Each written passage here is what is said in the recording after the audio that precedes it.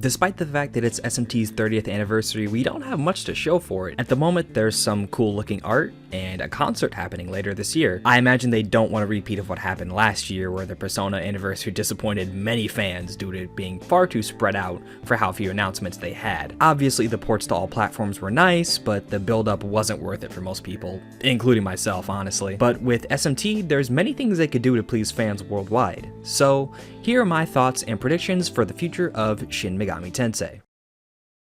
But first, fellas, have you ever been injured? Even if you haven't, people who have often don't sue for many reasons, like if they're worried about how they're going to pay for legal representation in a crash, but you actually don't need a lot of money to hire one from today's sponsor, Morgan & Morgan. In 8 clicks or less, you can submit a claim to Morgan & Morgan. You can even text your attorney and legal team throughout your case. They've got lawyers across 49 states, and you don't have to pay if you don't win. That's right, my friends, if you don't win your case, you do not have to pay them a dime, giving you the peace of mind you need to get the justice that you deserve. They offer a wide range of case types too, like defective products, personal injury, third-party injury, workers' compensation, medical malpractice, nursing home neglect and abuse, premises liability, and many, many more. They've won over $15 billion for their clients. If you're ever injured in an accident, you can check out Morgan & Morgan. You can submit a claim in 8 clicks or less without having to leave your couch. For more info, go to forthepeople.com or dial #law. That's pound 529 from your cell phone.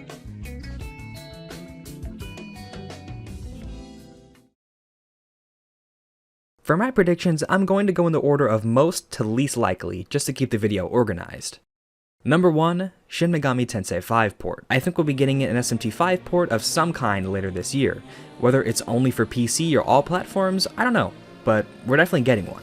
Looking at a similar case with Monster Hunter Rise, it came out in March of 2021, then came to Steam in January of 2022, and then came to everything else in January of 2023. If we assume Atlus and Sega have a similar exclusivity deal to Capcom, then we'd be due for an SMT5 port around September, October, maybe November if Nintendo wants it to be 2 years exactly. I'd say this has a 95% chance of happening, as Sega's whole MO over the past few years has been to port everything onto everything. The entire Yakuza series is playable on everything besides the Switch, and Sonic has received ports of Colors and the classic trilogy on everything. Especially with Microsoft throwing Game Pass money to developers left, right, and center, this one is for sure happening.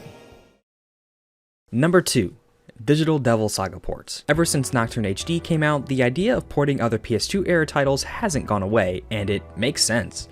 Digital Devil Saga 1 and 2 both run in the same engine as Nocturne, making them work well with whatever development tools Atlus used for Nocturne HD. My main worry is that they'll be mediocre and overpriced at launch, similar to how Nocturne HD was. If you don't remember, Nocturne HD launched with a boatload of DLC, only runs at 30 FPS, even on PC, and has an MSRP of $50. And while that does suck, the pricing is really no longer an issue. I see copies of Nocturne for 20 or less almost all the time, and Steam keys aren't much more than that, thankfully. If they price the DDS ports around $30 to $40 per game, I think we would have a winner on our hands. I give this one a 65% chance of happening. Number 3, Nocturne HD on Game Pass. This one may seem a bit strange, but hear me out. Nocturne HD came out back in May of 2021, so Atlus has pretty much made all the money they can from it. A good way to make some more money would be to release it on Game Pass, whether it be just for PC or even on Xbox too. While it wouldn't be a super big announcement on its own, it could make a bigger impact if it came out with Persona 5 Strikers and Persona 4 Arena Ultimax, as those are also missing from Xbox and Game Pass at the moment. Would be an easy way to make some extra money. I'd give this one a 50-50 split. It wouldn't surprise me too much if it does happen, but it wouldn't surprise me if it didn't either. Number 4.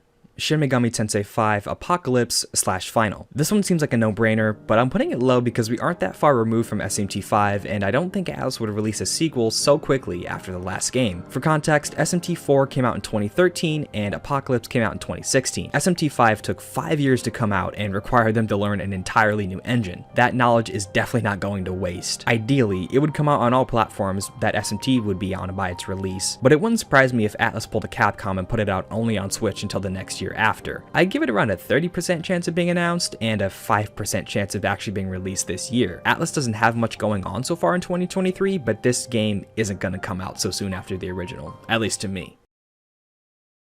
Number 5, Shin Megami Tensei 4/Apocalypse ports. Fans have been clamoring for a port of 3DS entries into the series, but due to its dual-screen nature, I don't see it happening without a lot of effort on Atlus's part, something that they're clearly not willing to put in. I love to be able to play SMT4 on my Switch, but at the same time, if Atlus doesn't give us some genuine quality of life improvements, I don't see most people playing it over emulating the original 3DS version on their computer or even their phone. I also give this one a 30% chance of happening. Also, kinda unrelated, but there's been a leaked image showing ports of SMT3, 4/Apocalypse, and SMT5 to all platforms. I think it looks fake as hell, but some people are taking it seriously. The big thing that I'm noticing is that the image is completely missing the PlayStation logo, which would make sense if this was a Microsoft exclusive ad, but it's clearly not because the Switch and Steam logo are also there. So what do you guys think? Number 6, SMT1 and 2 translations. I would really like to see this happen, but I kinda doubt that they will. For context, both SMT1 and 2 came out in the early 90s, far before Nintendo changed their policies on religious and violent imagery. 20 years later, SMT1 got a rough translation on iOS devices, but that version of the game is long gone due to the 32-bit app purge of iOS 11. At the moment, the only way to officially play SMT1 and 2 is to play them on the Japanese Nintendo Switch Online service, which lacks English, obviously. Unless Nintendo pays them a good amount to get it on Switch Online in the West, the only way Atlus is going to re-release this is by footing the bill themselves, and I honestly don't see them doing that, especially since fan translations are extremely easy to get your hands on, not to mention completely free. Not only that, but they'd have to develop or license a Super Nintendo emulator, since I can't imagine they're going to remake the game for modern hardware. SMT1 has a Sega CD version, which would help on reducing costs, since they're obviously owned by Sega, but SMT2 is a different story, as it never received a port to a Sega console. The best it got was a release on the PS1 and GBA, which are both offered by their respective companies under subscription models, and unless Atlus wants to develop an emulator for any of the various versions of SMT1 and 2, I don't see this happening unless they're given an easy opportunity to do so. I only give it a 10% chance. Number 7, Raito 1 and 2 ports. This one is at the very bottom due to Raito's outfit being deemed offensive in Korea and Chinese territories. Games in the Yakuza series along with Persona 5 Royal have also been censored, removing any sort of references to Imperial Japan. And since Sega has been putting an emphasis on other Asian countries as of late, I give the likelihood of Raito getting a re-release at 1%. Not releasing in those countries would mean they miss out on a decent chunk of change, which that's just not an option for them. Also, I just realized I completely forgot about Soul Hackers 2 on Nintendo Switch. I literally don't know where my brain was when I was writing this. I mean, I give it like a 50-50 chance because, I mean, it would definitely make sense, but at the same time, it would have made sense to release it in the first place. So maybe they don't have any plans of doing it at all? I guess we'll have to wait and see. So, what do you think about my list? Is there anything I missed that you think we might be getting? Let me know in the comments below. And thank you to AzuCrystal for her $2 Patreon pledge. The money's being safely stored in my offshore bank account. If you want to support me, I have my Patreon as well as my YouTube memberships open. I also have a Discord where we hang out and just talk about games. And with that, I'll see you in the next one. Peace.